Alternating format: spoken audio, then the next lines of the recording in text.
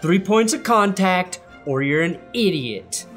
Welcome to That's Good Sports. I am your football talking Demogorgon, Brandon Perna. This is the Upside Down, and today I'm revealing my top 10 running backs for 2022. This does feature 2 tandem groups, as I will be ranking my ball carriers based on who I believe will have the best production this upcoming season.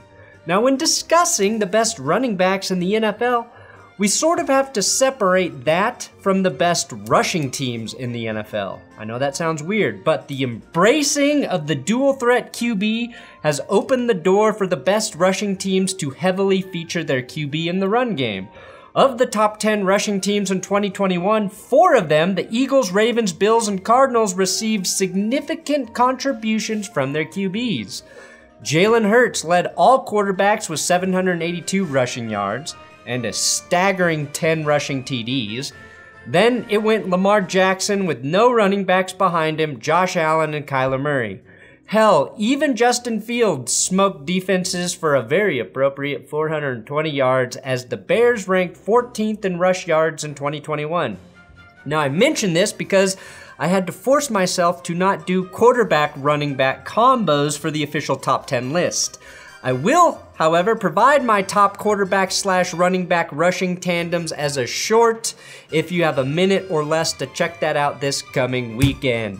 Also, if you got the heart, check out my 2007 recap video. It's of the 2007 NFL season. My writing partner Will put a lot of effort into that one, and I'm working with a new editor to help me out for those videos, so you gotta watch them so I can continue to support an entire ecosystem of video creators. I am creating jobs when you watch those videos. Okay, Alvin Kamara should be on this list if he weren't going to be serving a 6-game suspension this upcoming season. I'm also not sure he will be great when he does return. Last year, without Drew Brees, he had the most carries of his career at 240, but had just 4 rushing touchdowns and an all-time low of just 3.7 yards per carry for Kamara.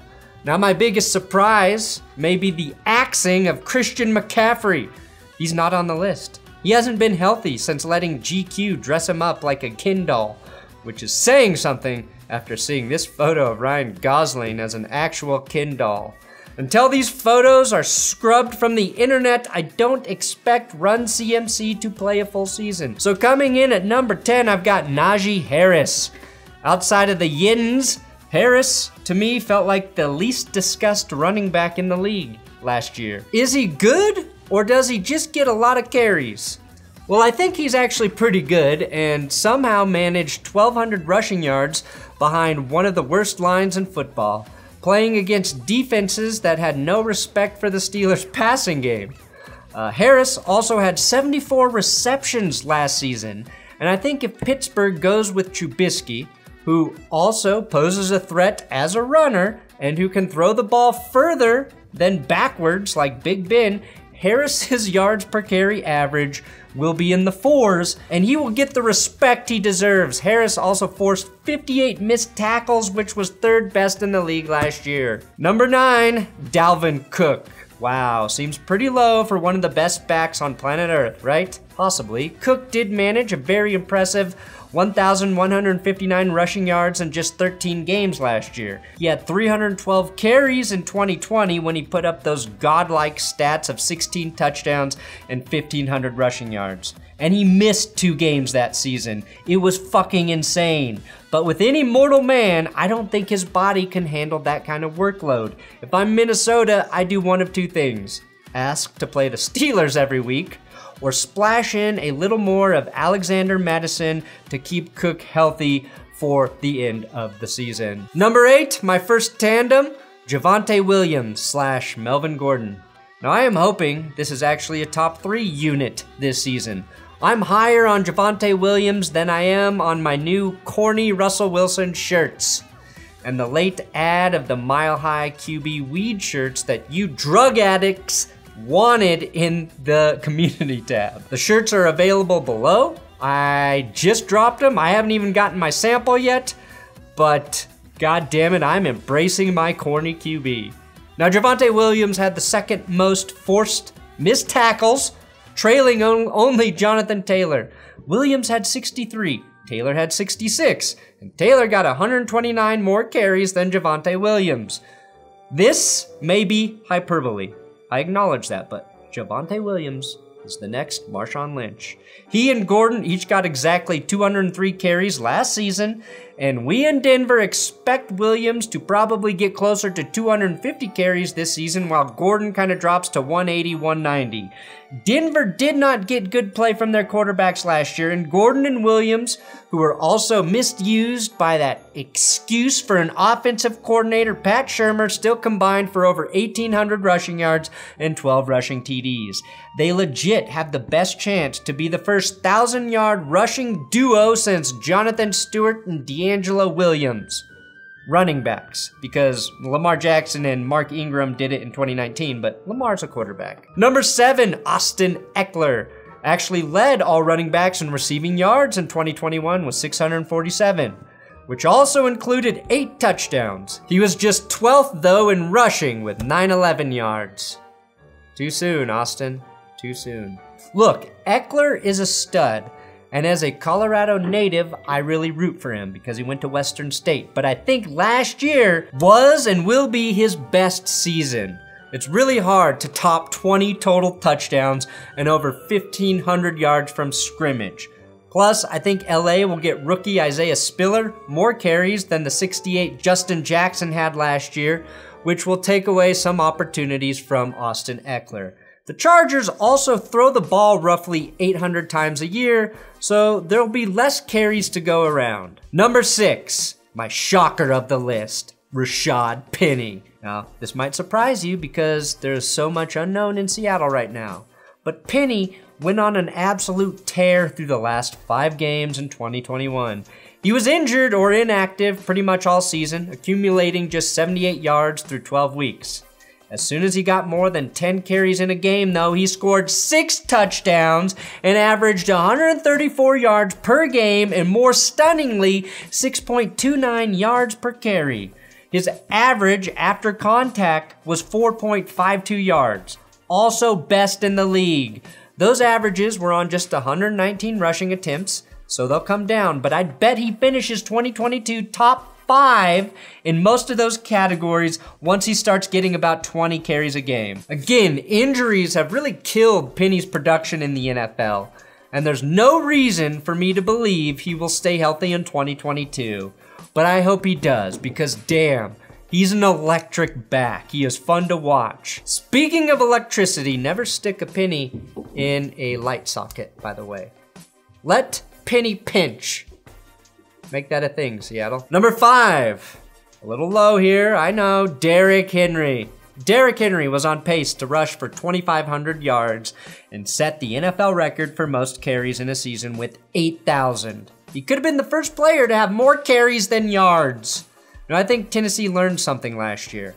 King Henry can be overthrown by injuries. Nobody thought it was possible.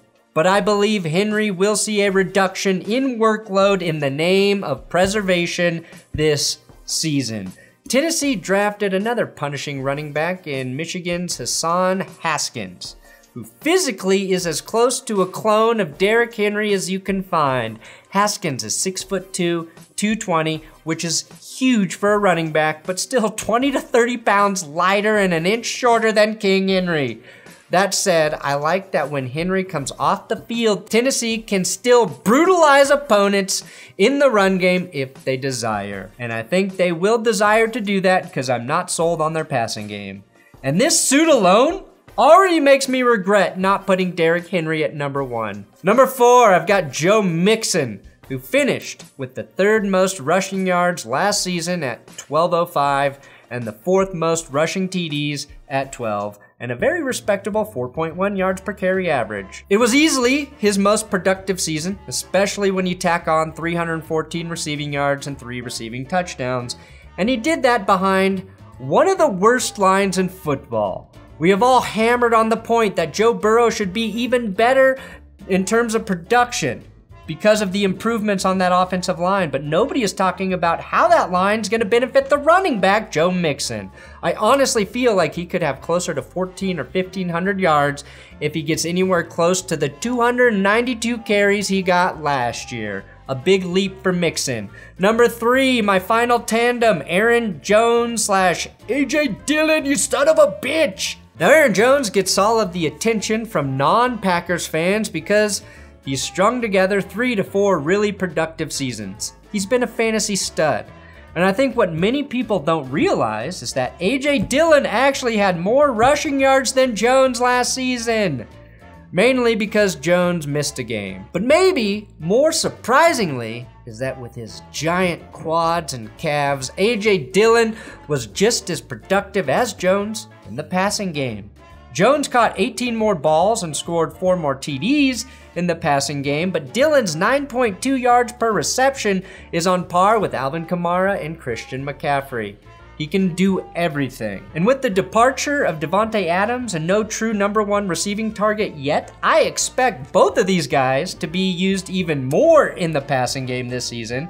And you could see AJ Dillon in the backfield and Aaron Jones lining up wide quite a bit, used as just a receiver. I expect great things from Jones, who did take the most romantic photo in all of 2021. The only stealer I see there is the man stealing Aaron Jones' heart. Speaking of the Packers, when you're done here, check out Tom Grossi's top 10 running backs. And tomorrow on our show, GPS, we will rank all the running backs heading into the 2022 NFL season. Number 2, Nick Chubb.